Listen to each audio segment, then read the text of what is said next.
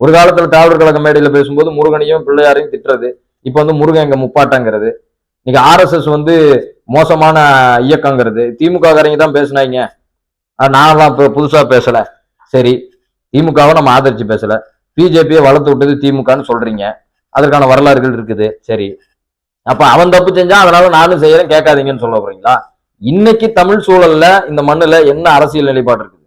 அப்ப பெரியாரையும் அம்பேத்கரையும் ஏற்காத எந்த அரசியலை முன்னெடுக்கிற அயோக்கியர்களையும் ஆதரிக்க வேண்டிய சூழல் நமக்கு இல்ல. சீமான் வந்து மிக மிக மோசமான அரசியல் பண்றாரு.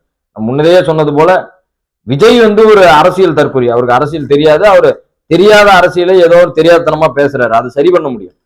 பட் திட்டமிட்டு வெளிப்படையாக தெரிந்து கொண்டே ஒரு அயோக்கியத்தனத்தை செய்யறது வந்து மிக மோசமான ஒரு அரசியல். புரட்சியாளன் சேகுவார் அதை தான் சொல்றான், புரட்சியாளன் பிடல் காஸ்ட்ரோ அதை தான் சொல்றாரு.